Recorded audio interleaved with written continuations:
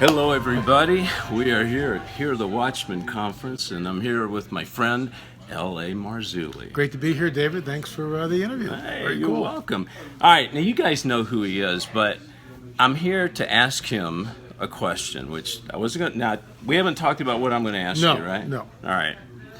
Here it is right here.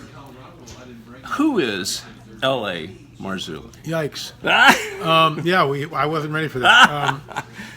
Well, I've been a Christian for 37 years. I'm a pastor, a worship leader.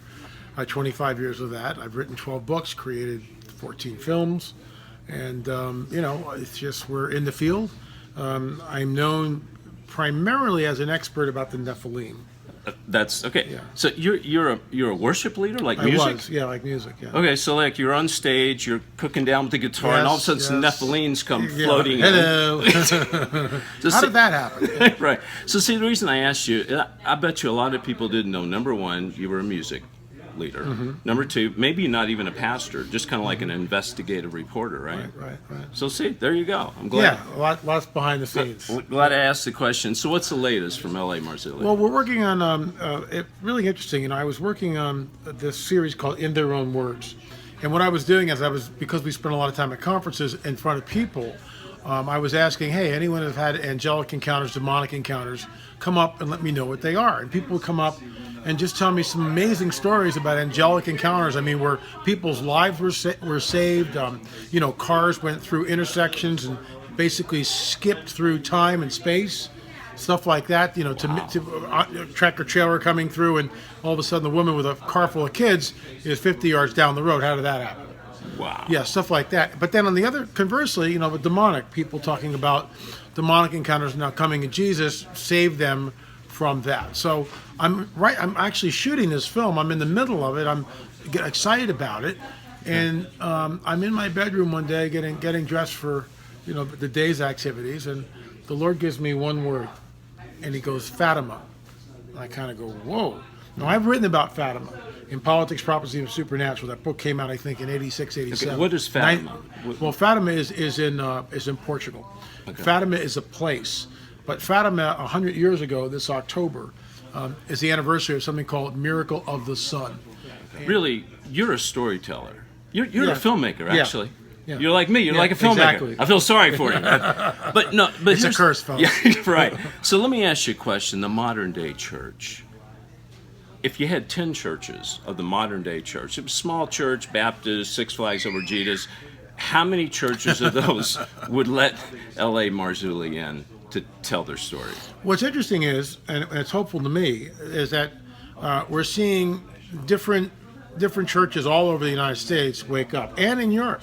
We were invited to Switzerland. Now, that hasn't happened yet, but there was an invitation that was extended to us, and we said, sure, we'd love to come.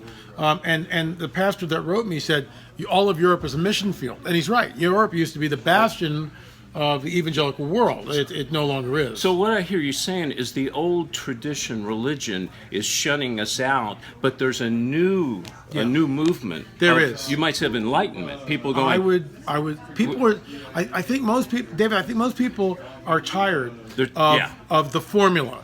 Right. The two fast songs, the two slow songs, the men come forward, the morning announcements, the men forward to see the morning offering, a 20-minute sermon, as Russ Dizdar says, the less than 30 seconds of corporate prayer, and out the door we go. I mean, it's like... Right, they're done with it. They're looking for something more.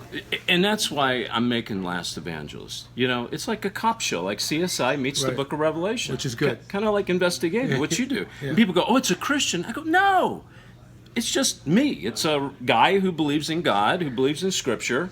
It's normal. And they go, oh, check that out. So, all right, so since I've been looking at it, researching you, listening to you, if there was an episode about the most important thing to you in The Last Evangelist, what would that episode be like? Definitely about the so-called extraterrestrial presence. In fact, without tipping my hand to what we discovered in Fatima, but I'm tipping my hand. Okay. What appeared that day was not the sun. The sun didn't move from its place in the universe, from our galaxy, and come down to Earth. That's nonsense. Okay. We'd all be dead. The whole planet would be dead. And it was a local condition. Now, 20 miles away, people saw something, but 100 miles away, people didn't see anything, and it was not reported. I mean, astronomers didn't see anything. So it wasn't the sun. that came over the people. It was something else. So which are they walking amongst us now?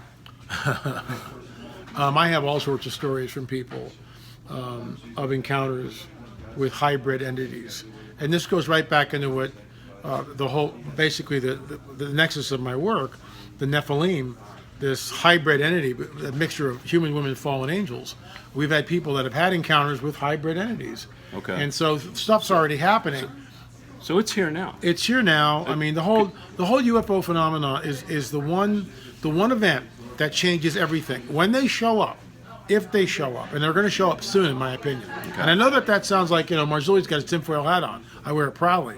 The bottom line is, when they show up, if there's disclosure, everything changes overnight. Okay. Everything changes. And I think that's the great deception. Could it be possible they're in the church today?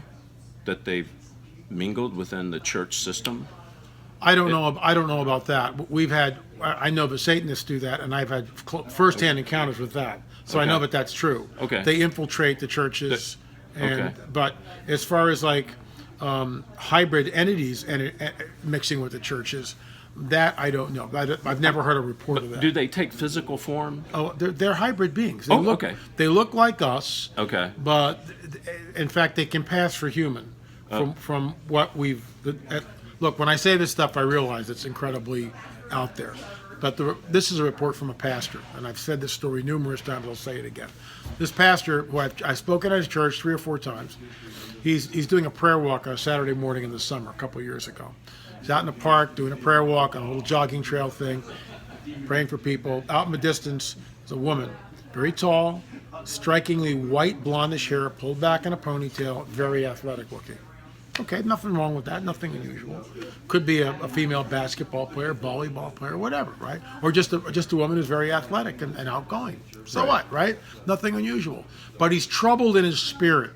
He's praying, and he doesn't know why he's troubled when he looks at her. They come closer, she comes closer and closer and closer. Finally, she's about 20 feet away. They make eye contact. She sees that she has striking blue eyes, very, very, very vibrant blue eyes. Right. And as she comes closer, the eyes shift to black. And he begins to rebuke her in Jesus' name. And as she runs by him, she turns and looks at him, bares her teeth, and growls.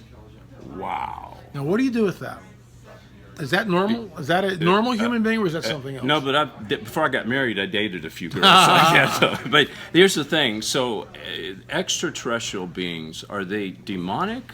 They are. Okay. So basically... unequivocally. Okay. So definitely, I've preached in some churches, and I've looked out in the congregation, and I believe I've seen some of them. I mean, I'm kind of joking, but I'm not. Yeah, I mean, it's like the way they look at you.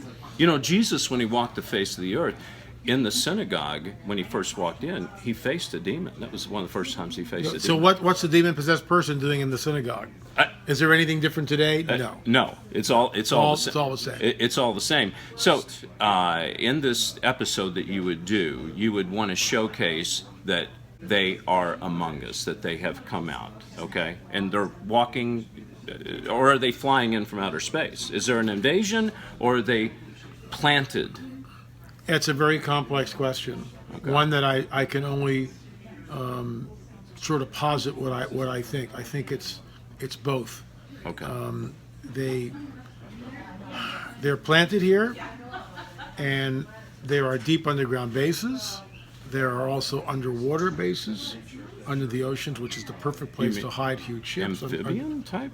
Well, they're not amphibian, but the ships are underneath the ocean. The ships go up out of the ocean, do the thing, and come back in. Okay. We've had reports from people who were abducted being taken to all sorts of weird places. Wow. You know what's interesting? There's people out there that obviously love you and love what you're doing and embrace it, but there's also people out there going, what, these guys are they on drugs or what? Well, but let me say this. Yeah. Isn't God supernatural? When we're Christians, everything in the Bible is supernatural. It's supernatural. Everything is. So why would we not think that that's a possibility? Well, and the problem with all this is that we have the church, for the most part, is a very truncated view of the supernatural. And so we have this, Jesus warns us, his words, take it up with him, not me, that in the latter days, they, the church, will have a form of religion but deny its power. And in my opinion, we are in the Laodicea church age, where we have a form of religion. There are churches on every corner. People go. There's a formula that everybody does. The worship band cranks up, and we all do our thing. But there's no power there. There's no power because corporately, Russ Dizdar talked about this. There's less than 30 seconds of prayer. And that's what we're supposed to do. Do we wait on the Lord? Do we all sit silent before Him and allow the gifts to move? No, that's completely shut down. And if it happens, it's usually completely out of order and completely crazy. Right. And in the last Evangelists, I take it a step further, is that you have the registered churches and the unregistered. So the registered is with the government, and they think they're on track. That's the true religion. Whereas we have to go underground. And they think we are the... Yeah, it's becoming that. It's becoming that. The good news is there is a remnant and people are waking up. Yeah. Thank you, L.A. Thank you. God bless you. Good stuff. Thanks, David. And thank you.